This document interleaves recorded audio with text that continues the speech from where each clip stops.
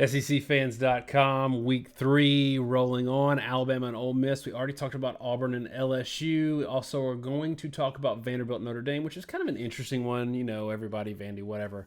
It's an interesting game, so listen to it. Also, going to do Ohio State and TCU, our first look at Ohio State this year. But in this one, Alabama Ole Miss.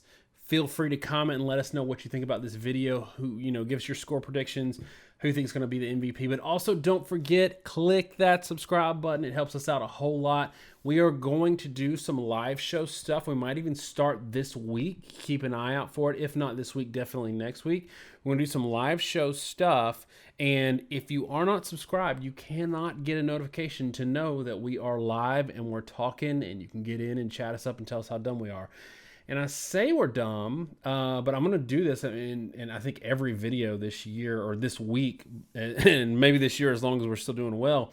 We are 13-3 combined picks against the spread. I'm 7-1. Josh is 6-2. So all y'all people calling us crazy in the comments, do know that we're not putting our money where our mouth is because we don't bet, but we are actually on record as doing pretty well against Vegas. All right, Alabama, Ole Miss. I think every year, beginning of the season, based on historical sort of concerns from Alabama's fans' standpoint, they don't love to see Ole Miss on the schedule, especially early in the season, because they know what's happened in the past.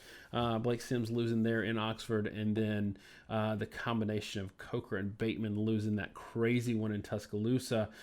This year has a little bit of a different feel to it because Alabama's not only got the dominant offense, the dominant defense, but Ole Miss has not looked great defensively. And when I say not look great, I mean look really terrible. Ole Miss fans do know that we are negative about everybody, and not to be negative, but more to just kind of point out the flaws so we can determine, what's the weaknesses and why is the team going to win or lose, and how's the other team going to exploit it. So if we're talking about something that's going to be exploited, if you're an Ole Miss fan going in this game, you've got to be excited about how your quarterback's playing, excited about how your wide receivers are playing. You might have even found a running back, but you gave up 162 points last weekend to Southeastern Louisiana. Yes, you scored, I think it was 76 off the top of my head. I can't remember. I think it was 76. And Alabama's secondary is young. Got some concerns there. But given the fact that Tua's throwing it all over the yard, Alabama running backs are getting theirs, and they're putting up points in buckets, do you have a high comfort level or a high excitement level if you're an Ole Miss fan because your offense is so good? Or are those defensive numbers that you're seeing so far into I guess week 3, 2 weeks into the season, a big red flag for this Ole Miss team? I think you can be both, right? You can be excited the fact that your offense is moving the ball, and you can be really disappointed in the defense not being able to stop it. Last year, for the most part, Ole Miss was a high power offense and a somewhat ineffective defense. They were able to win some games late by scoring a lot of points, but early on in the season, they certainly got bludgeoned defensively and put in some bad situations. Um, it's hard to take away a lot, right? So if you look at where Ole Miss is at this year and how many points they've scored, they played Southern Illinois team that isn't even an FBS. They played Texas Tech. Texas Tech's only other game was against Lamar, who's terrible. So we really have no baseline for where Ole Miss and Texas Tech are relative to where they were last year. And if we don't know who Texas Tech is, and we don't know who Ole Miss is, and everything's kind of a mystery. We're going by a lot of just eye test and maybe a little bit off what the results were from last season. But I think there are some takeaways you can have. One is that Tamu is accurate throwing the football. For the most part, he puts the ball on the money, and he does it pretty consistently, which is probably the most important thing in the offense that they're running. And I think the second thing you can say is Ole Miss still probably doesn't stop the run as well as they'd like, and doesn't stop the pass as well as they'd like.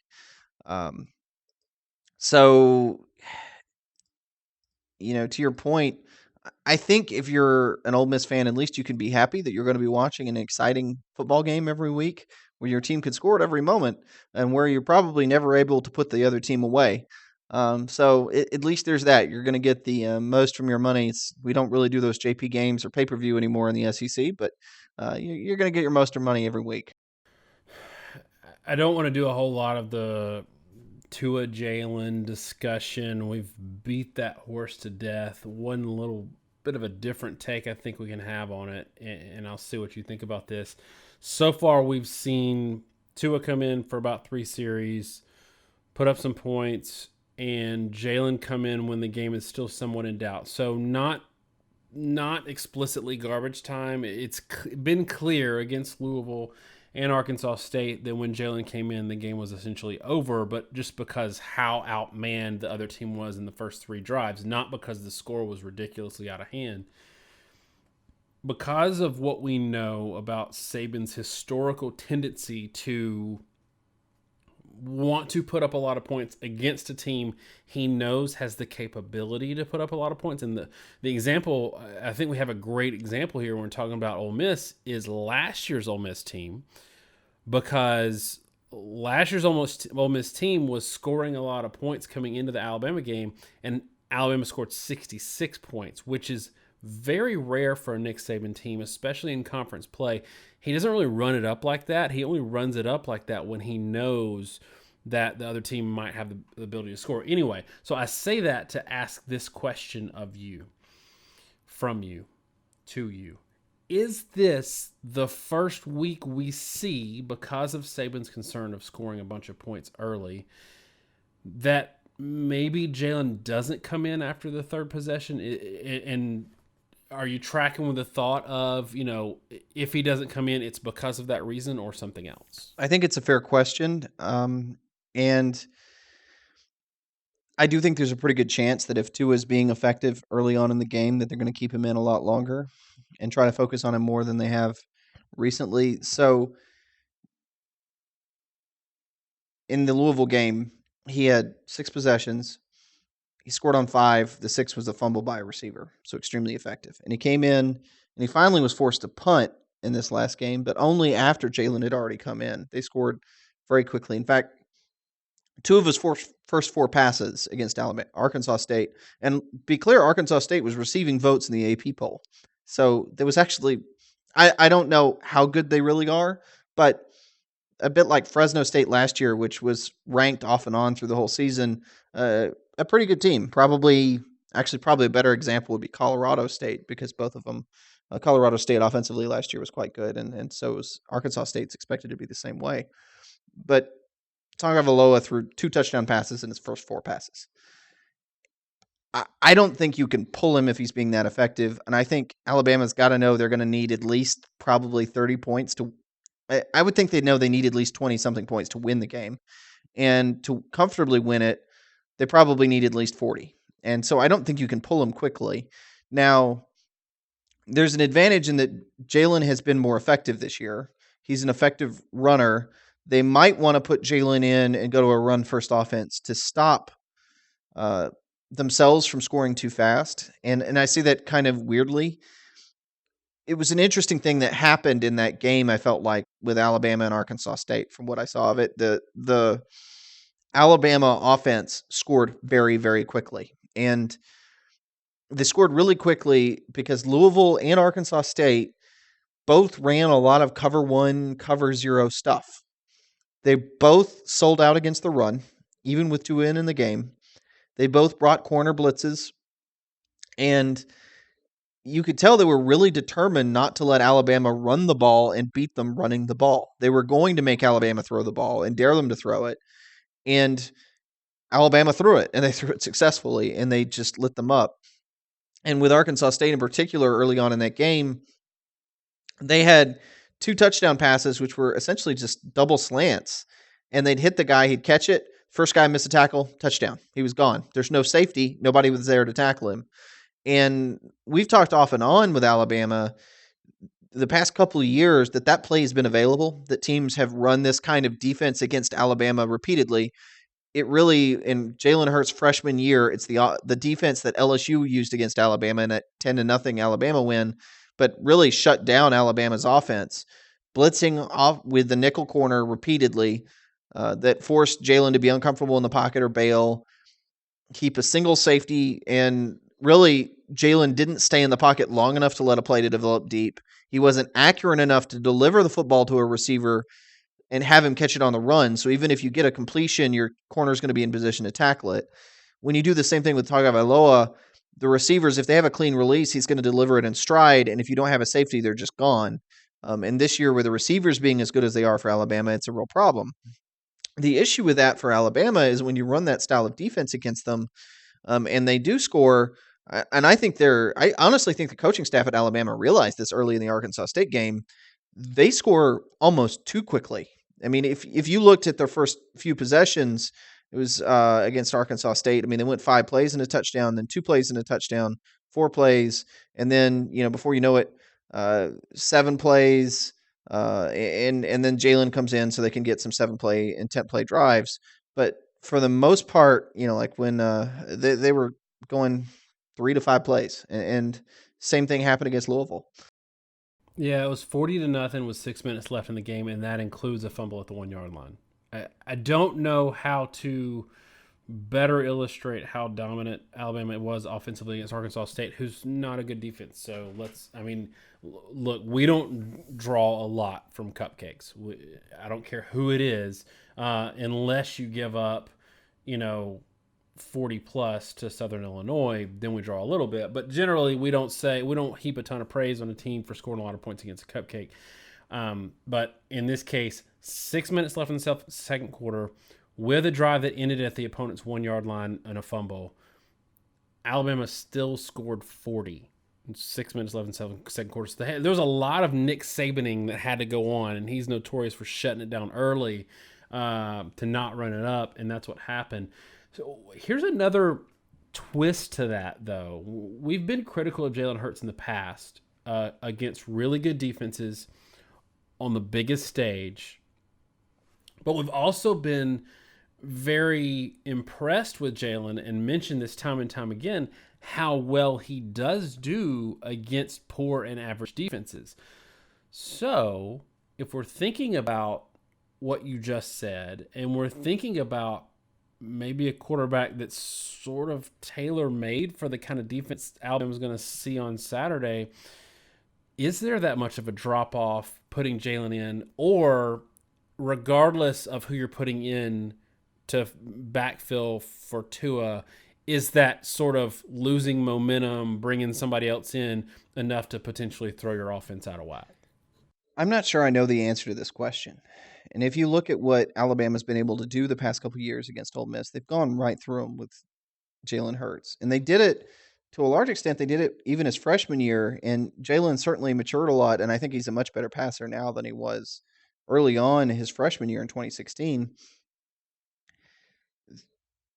With Jalen in the game, other teams are forced to spy. They're forced to do a lot of things defensively. One of the takeaways I had from the Texas Tech game and also the Southern Illinois game is I am not impressed with the speed of Ole Miss's front seven. I don't think they move laterally as well as they have in the past. They don't have, there's no Greg Haynes, right? There's nobody that's really going to run you down. And in particular with Texas Tech, when they had the quarterback injury and the young guy came in, he was able to sustain drives to sort of a comical degree by just evading the pocket and the DNs not being fast enough to run him down. If that's a problem, and you've got a guy like Jalen Hurts that can run across the edge, Alabama can probably run power run and QB power plays and be tremendously successful. And they can do that and burn a lot of clock, and they can be very consistent and wear down the defense. And you're almost guaranteed to win the game. The flip side with Tagovailoa is I do think you sacrifice something in consistency and continuity. There's certainly something to be said that when he came back in the Arkansas State game, that Tagovailoa wasn't as effective. I think there's a lot to be said that Alabama's offense is extremely effective with Tagovailoa is in.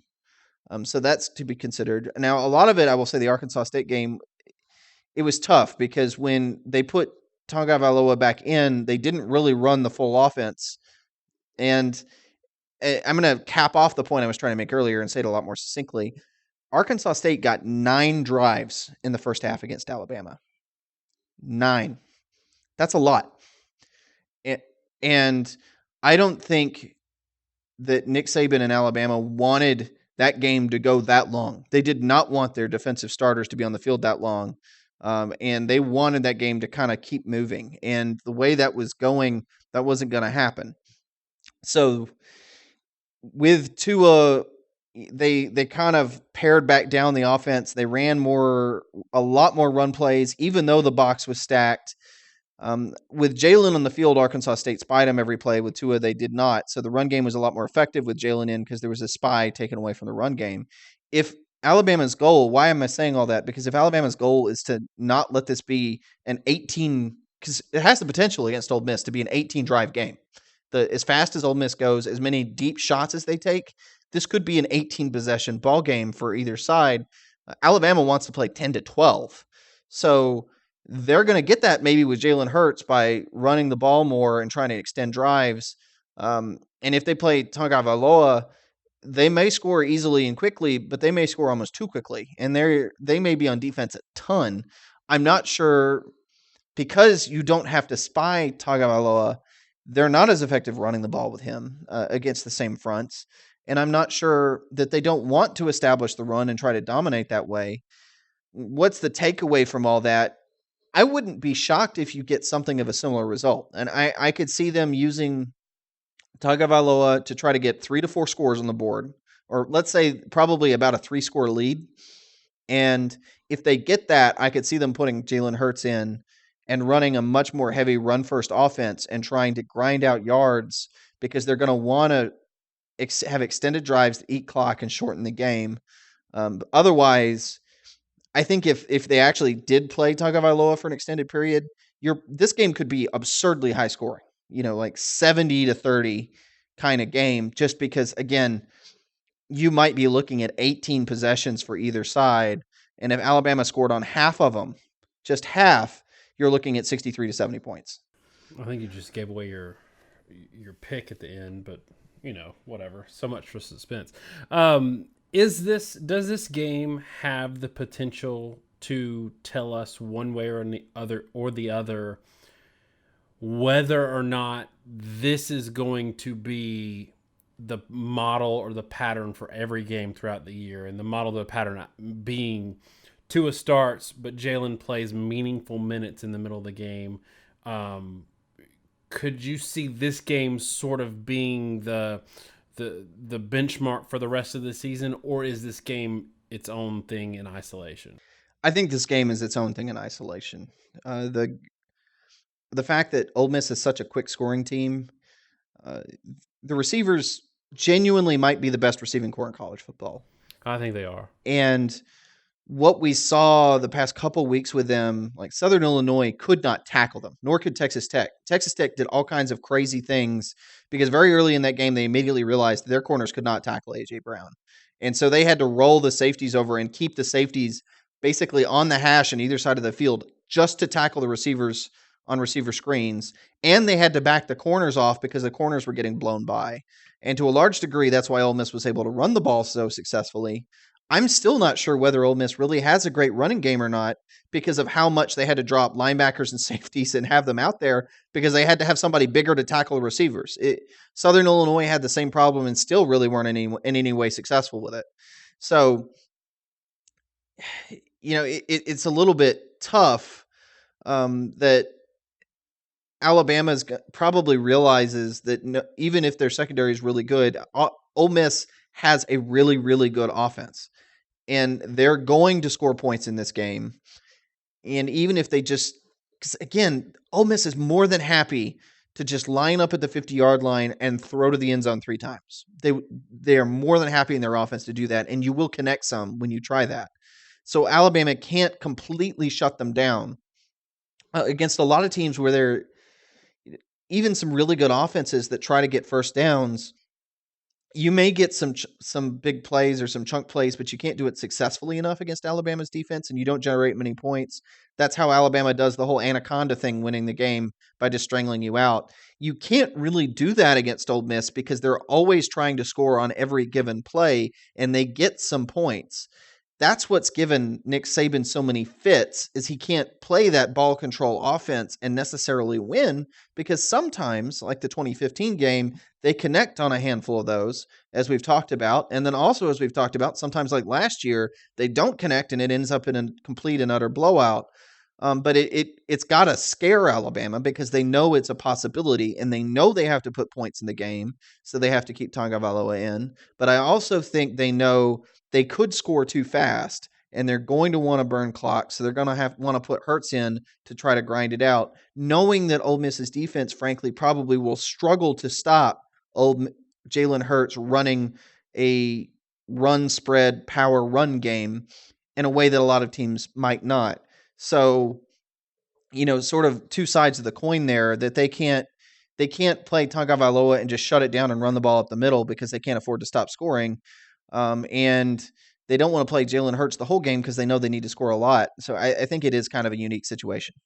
And we're generally pretty negative about all the teams we cover because we're trying to find where teams can be beaten. And if we're going to be negative about Alabama, I think it's fair to talk about so coming into the season, everybody, and we had a long discussion about this in the Louisville game about how when you say Alabama is returning X amount of starters, and that's really misleading because of how they play their defenses and how personnel wise they, especially last year, how they had to put guys in situations because of injuries or whatever. Anyway, one of the key narratives coming into the season was Alabama was replacing a lot of players in the secondary, including a couple of highly drafted players in Minka and Ronnie Harrison, and that was the big question mark.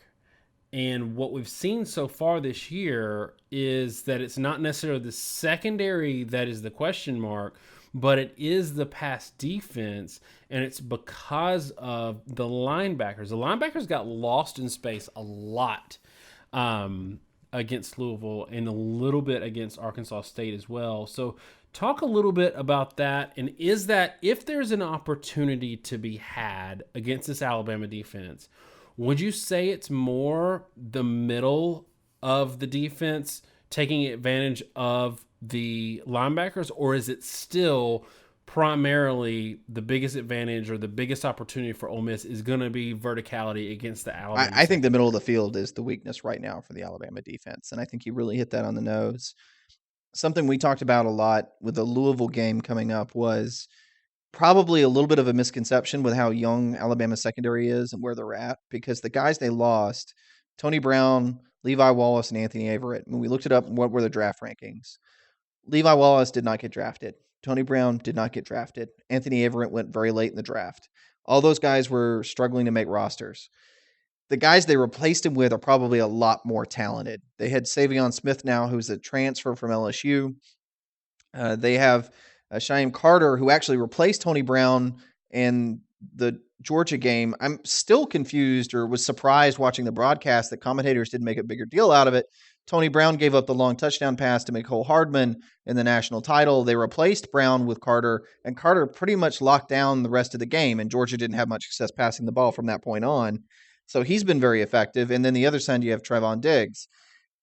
I don't know that those guys are quite as fast as the people they had last year, but they're bigger. They're all taller, with maybe the exception of Carter's not as tall, but they're physical. And then Smith and Diggs, you've got 200-pound guys that can go toe to toe with AJ Brown and not get pushed around. In particular, what that does with Ole Miss is their screen game isn't going to be as effective. I think last year you could kind of screen Alabama a little bit and push their corners around, especially Levi Wallace in the Auburn game. We talked about a lot. Really got pushed around a lot in the perimeter game.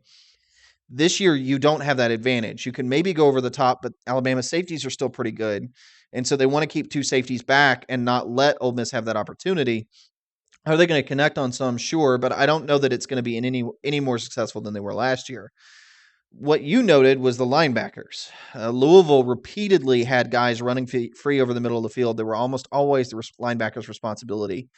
Um, they charted those out a couple times, but the linebackers, they weren't picking up on tight ends and running backs going across the formation, and when they ran any sort of zone concept, they weren't getting back far enough. The same thing happened in the Arkansas State game. I mean, it's interesting that you saw the same thing. That trend continue. They're not picking up guys on crossers the way they should. And even if you're not in man coverage, a lot of times the linebackers are supposed to sit and sink. And if you have a crossing route, it's the linebacker sinking that keeps the guy from being open for just an immediate easy cross. You have to throw over or around the linebacker. That's what keeps that play from being readily accessible to the offense. And if they're not back, it's really easy. So a lot of times you see those crossing patterns and a corner gets beat and you think it's the corner's fault. You can't expect a corner to cover 40 yards from one sideline to the other. The linebacker is supposed to drop in the lane on those slants and crossers and keep that play from happening. Alabama's linebackers this year aren't doing that very well. And because of that, they're not being very effective. And they're certainly very talented guys, but if you're not in the right place doing the right thing, it doesn't matter. And an old axiom of football that I always love is there's two types of speed. Smart speed and stupid speed. Smart speed runs to the ball, and stupid speed runs away from the ball faster. Right now, there's a little bit of stupid speed in Alabama's back seven. And the biggest thing they need to clean up is that their linebackers need to be in better position so they're able to make plays, because right now they're running to where the ball is not, biting on play fakes, being out of position, and they're making things a lot harder on the secondary than they should be. And if I want to talk about more positives for Ole Miss this year, it's obviously going to be on the offensive side of the ball. Scotty Phillips is somebody that not a lot of people are talking about coming into the season, but he absolutely wrecked Texas Tech. 204 yards, 12.8 per touch. He had a 65-yarder, but he still had, 140 yards and another touchdown outside of that, only on 16 carries. And then he had another 100-yard game against Southern Illinois, and they shut him down. 7 yards a carry, had a reception. It's funny because we know Alabama's defense just absolutely stonewalls running backs. It's pretty famous that Leonard Fournette had a lot of struggles against Alabama. I think career-wise it was under 3 yards a carry against Alabama. Nick Saban in this stretch at Alabama, this 10, 11-year run, has given up a handful, I think 8, somewhere in there, 7 or 8 100-yard running back games. 2 of them were from Ole Miss, and you wouldn't think that because they're such a pass-heavy team. They throw it around the yard a lot, and last year they were absolutely throwing it around the yard a lot. But Jordan Wilkins absolutely did have a 100-yard game against Alabama, 8.4 yards per carry. So I want to say Ole Miss is going to have to throw it 70 times to run to score any points and keep up with Alabama, but historically we've seen they've been able to run it a little bit. Scotty Phillips is a guy coming into this game that's he's the best running back they've seen so far. And in your mind, given what we just said about these linebackers and the fact that they're probably going to be on their heels a little bit because they're going to err on the side of pass protection instead of being overly aggressive for the running game. Is this an opportunity for Ole Miss to run the ball a little bit against an Alabama team where most teams usually don't get that opportunity? I think potentially. It depends on what Alabama's forced to do with their linebackers to compensate. But I think both of us have been a little surprised and maybe slightly disappointed, frankly, with Alabama's defensive line. Raekwon Davis has not been the massive impact player that he was kind of predicted to be. I know Isaiah Buggs has an ankle injury that he's been nursing. Surprisingly, Quinnen Williams, the guy nobody heard of, is the guy that has been the real force in the middle, but they're not a complete stonewall, and they haven't been extremely disruptive. I mean, they've been good, but they haven't been dominant. So I think the linebackers are going to have to help. And you talk about the running game, and Ole Miss ran for 7.5 yards per carry against Texas Tech. And I understand Texas Tech is really bad defensively, but Ole Miss has not run for 7.5 yards a carry since New Mexico State in 2015. 3 years since they had that kind of a rushing average. And 2015 was a pretty darn good year for Ole Miss. So if you talk about what they need to do to be successful, they need to be able to run the ball. And in that game where they upset Alabama, at home in 2015, a big component of that game was the fact that they were successful, as you noted, they were successful running the ball, and they were successful with the dive, and they were able to keep the linebackers inside, and they weren't allowing Alabama to pin their ears back, come at the quarterback, drop guys in coverage. So the fact that Ole Miss has a viable run game is very important, I think, schematically to what they want to do. Because if they aren't able to run the ball and Alabama doesn't have to play them straight up, you end up with the kind of result they had last year. And really, when they can run the ball, they become really dangerous because then you actually see guys a lot more on an island, and they're able one on one. It's hard to cover DK Metcalf. It's hard to cover AJ Brown. Those guys are going to go up and get theirs quite a bit. And they're a lot more experienced than Alabama's corner. So, yeah, I definitely think it matters they can run the ball in this game. And does it say something about the teams that don't have success running the ball because of the scheme they play? LSU never runs it well against Alabama. Even last year, I think they had like a 50-yarder at to score, but overall, I think they ran for less than 2 yards a carry. Is it schematically something that these pass-heavy teams are able to run because Alabama's in a nickel look all night? Nickel or dime look all night, and they don't have those extra linebackers on the field? Is that something that's giving them an opportunity to run the ball, and teams that throw it a lot should take more advantage of that? I mean, it certainly is a big factor that Alabama doesn't have as many guys in the front seven there. Now, the more receivers you have, the more less guys you have in the line of scrimmage, right? I mean, if you're in a 4 wide set, that means you've got 4 wide, you've got 5 on the line, and you've got a quarterback and a running back. And if you're in a 4 wide set, Alabama can put 4 linemen and 2 linebackers. They outnumber you at the line of scrimmage. So all that kind of comes into play, but you definitely have more room. And I think Alabama does benefit when they kind of get you in a phone booth, so to speak. That's what's really hurt LSU. It's not just the linemen, but the linebackers are so big. It's just a lot of weight, a lot of girth, and they frankly, they're just wide. And it's hard to get a lane because they're so big and physical. And when the linebackers come up and crash, they eat up so much space. So when you spread them out, now at least you have a lane you can block. You get a little bit more room. So that'll be interesting. Now, I think it's maybe a little different this year. I would caution that as much as we're criticizing Alabama's linebackers, they're a lot more mobile than we have been in the past. Wilson was, Mac Wilson, or what was it? Marvin Wilson, whatever they called in the national title game. Mac Williams. Mac Williams, They called that's him right. Yeah, Mac Williams. Mac. Yeah. Yeah, he had a pick six in the Clemson game. That's why I'm bringing that up, and he's had a number of interceptions, even though he hasn't played that many snaps. He's been very good in pass coverage when he knows where he's supposed to be. The other guy, Dylan Moses, doesn't seem to really understand the defense as well, which isn't surprising. That he's a true sophomore. Played a little bit at the end of the year, but still doesn't have a ton of experience. But that dude is crazy fast. And I remember watching the Louisville game, and I pointed this out to you, but there was a play where Dawkins, the Louisville receiver, gets a short, I think it was a flanker screen, but he gets a quick pass on the outside at the sideline, shakes the tackle, and starts running down the sidelines because it's a corner blitz was called. The safety misses the tackle. Dylan Moses, from the middle linebacker spot, ran down the flanker down the field. So he's 10 yards inside on the play. It's a flanker, a tall, deep threat wide receiver, and Alabama's middle linebacker ran him down. I don't know that I've ever seen that from a middle linebacker. And I'm not sure, and all the other skills, how good the guy is yet, because they've been playing some weird offenses. But that play did sort of stand out that there's a freaky level of athleticism. So one of the other things you've talked about, the linebackers, I'm not sure you can. A lot of times people have had an advantage in being able to swing out running backs and have the linebackers one-on-one in coverage. We're talking about whether the linebackers get lost or bust coverage.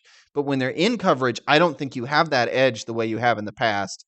It's more about getting the linebackers lost, because if you try to get them isolated, even if you had Evan Ingram on the field, I don't think Ingram would burn these linebackers the way he did a couple times Alabama in the past, where he was able to kind of run by them. All right, Josh. We had to talk about this. it pains me to talk about this, but we absolutely got to talk about this. 41 points to the Salukis. This is not a good look for a team that, you know, maybe it's an okay problem to deal with if you have a high flying offense against the Alabama teams of old that couldn't score very well or could get bogged down with Jalen Hurts at quarterback. But 41 points, I, I get it. Only 3 of those were in the second half, but 38 of them were in the first half. Walk me through this.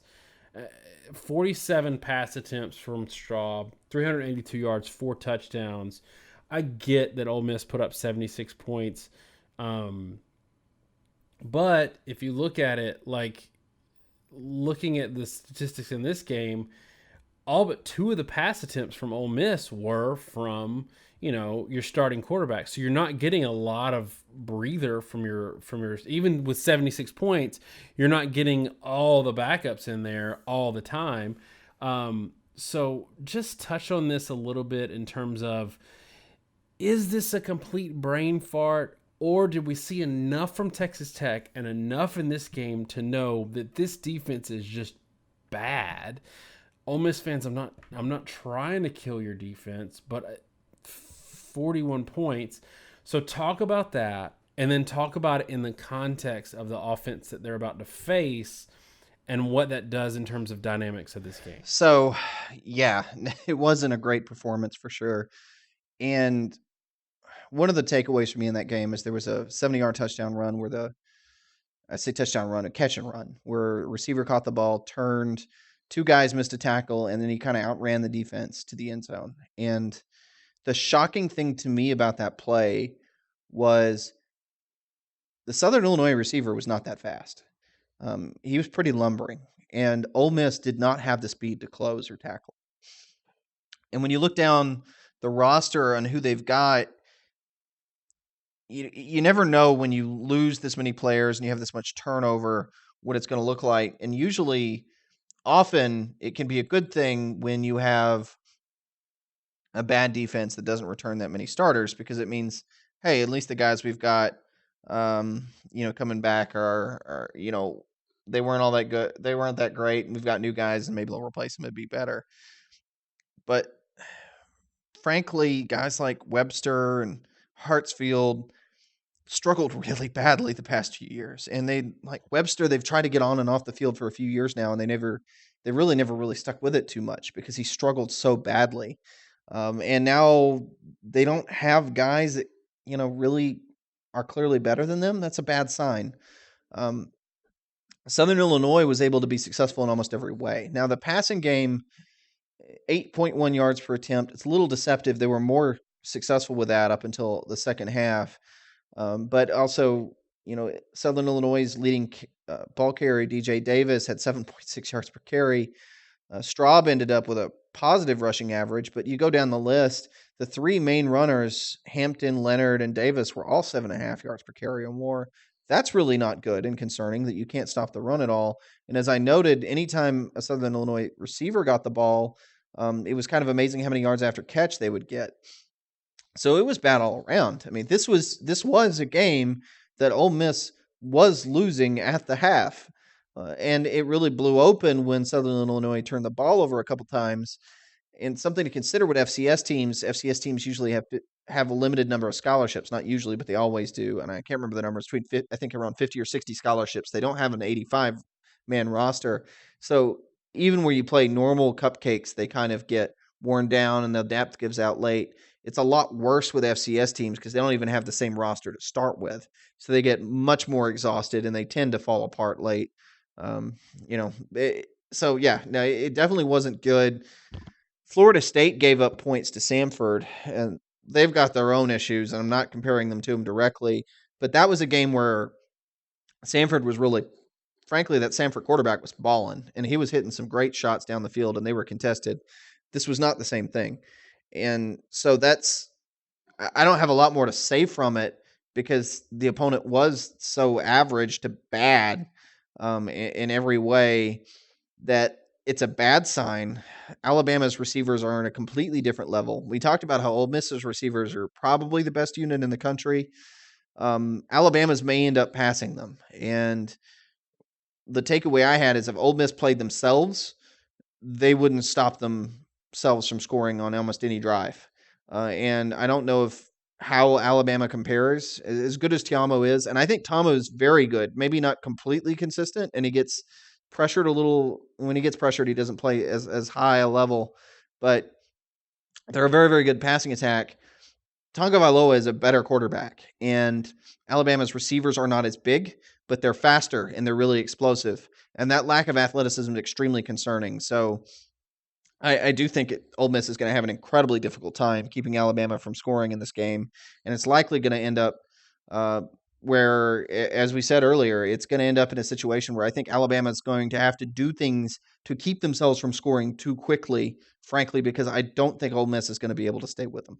Yeah, and you and I have been pretty consistent in saying that Ole Miss has the best wide receiver unit in the country. And like you, I think so. When we do these predictions, a lot of times we do blowout predictions, and we piss other fan bases off because we say things like we said in the Louisville game where it's 49-17, 51-17. And that was being generous. A lot of times, I think last year we were saying things like 49-7, 46-7, in teams like Tennessee, and pissed a lot of people off. But the reality is Alabama historically just doesn't give up points. In this game, and this is going to lead into my prediction, I'm going to go ahead and give it. I think Alabama scores a lot of points, but I think they give up more points than Alabama fans are comfortable with. But I got to tell y'all, Alabama fans, this defense is essentially the defense that they fielded last year in the national championship game, minus Lewis. And obviously, Payne and Fitzpatrick aren't there, but the pieces are all there. I think they'll materialize and kind of coalesce over the year. Right now, I think there are some concerns at linebacker. Jennings is another guy we didn't talk about a lot, who to me has really struggled in pass coverage this year. Okay in run defense, getting after that. I think he's got a little bit left to come back from on that leg. So anyway, saying all that, I think this defense is going to give up some points. I actually think this game is going to be close enough for a quarter. If you notice, the struggles Alabama's had on defense really have come early. Even though they haven't given up a lot of early points, they've given up a lot of early drives and yards. And then they adjust, and those adjustments are where they've really kind of shut things down. I'm going to go 54-20 Alabama. I do not think Ole Miss can stop them from scoring. I think at some point it's going to be like 40-17, and Alabama will shut it down a little bit. But give me 54-20. Tell me what you got and why. I kind of struggled with this, and at first I thought this pick would be a little ridiculous, but my prediction for this game is Ole Miss 31, Alabama 70. And Oh, wow. at first I thought maybe it was a little absurd, but Alabama scored 66 last year. Their offense is a lot more explosive than it was last season. I don't think those 30 points all come in competitive time, to be clear. I think it's probably going to be I think this is going to be something like a 60-24 game going in like midway or through the third quarter to late in the third quarter. Alabama's going to have to score a lot, and they know that. And the coaching staff has to know that. They're going to score a lot. And what we saw last year with Ole Miss is, and we talked about this last year, predicting a pretty bad blowout. Ole Miss can't stop the run, and Alabama has a lot of running backs. So one of the problems when we're predicting these games is they tend to be much worse blowouts simply because Alabama scores a lot late with their backup tailbacks. You know, Brian Robinson is their fourth or fifth string back now, and he's still a high level 4-star that, quite frankly, probably would start for Ole Miss. So yeah, that's why I come to that score with you. Like you, I think there's going to be some glitches, and if you want to look at it this way, I think it's. Basically I agree with your score, but I think it's going to hit that point about at the third quarter, and then you're going to get another 10 points on one side and another 2 touchdowns, basically another 2 touchdowns on both sides from late in the third into the fourth, and you're going to end up with some ridiculously high number from Alabama and a much higher number than Alabama's used to from Ole Miss. I could see it. I'll also say that Saban, as much as he does shut it down, he doesn't shy away from letting his backups eat. This kind of video that's going around on the Tua observations, Jalen Hurts observations. That guy said it great last week. He said you got to let them all eat. And Saban does that. When he puts his quarterback in, his backup quarterbacks in, he lets them throw a little bit. So I do think they're going to score a lot of points. It's interesting. We've talked about how a good strategy for the underdog has historically been to slow down the game to try to get it in the fourth quarter where both teams don't play a lot of plays. But in this case, I don't know that Ole Miss can do that. I don't think that's in their DNA, and I think that would cause more problems for them offensively than not. Do you agree with that? I do agree with it. I think, yeah, no, they really have to play full out, and they don't really have an alternative. So, All right. Anything else on this? I guess I got one more question for you. If Ole Miss wants to keep this close, wants to be in this game in the fourth quarter, what do they have to do? What's one thing they have to do that they haven't done so far this year? if they want to keep it close in the fourth quarter, the thing they're going to have to do is they're going to have to basically stop easy passes. Is the best way to put it. Um, Ole Miss really this season they've struggled on third down. In 40, they had a 41% conversion percentage allowed to Southern Illinois, 42% allowed to Texas Tech. It's the third down play that's killed them. And there's a stat going around that Tagovailoa is 10 of 10 for I think 180 yards on third down. They've got to get stops on third down. And a lot of those are sort of underneath plays that even if the guy catches it at 6 yards, he's always going to run for 12. And they can't stop those. And that's what they've got to be able to do at a much better clip. Because if you're allowing 50% of those or more, which if you're giving up 40 to 45 on Texas Tech and Southern Illinois, you're going to give up 50% or more to Alabama. That's not going to get it done. So they've got to be a much more effective unit on third down. All right, I think that wraps it up for this one, y'all. Alabama fans, Ole Miss fans, if you like what we're doing here, give us a subscribe. It doesn't cost anything, and you'll know when we're talking about something that's not the game you're searching for. Also, comment, give us some observations. What do you think about our score predictions? Josh has got Alabama scored in the 70s. I can't remember the last time an Alabama team scored in the 70s. So that is pretty interesting. Anyway, y'all, this concludes part 1 of the podcast. It might be part 2 since we talked so much. We might break that up a little bit. But thanks so much, y'all. Have a great week. God bless. Listen to our other 2. They're coming at you. Thanks so much. Bye.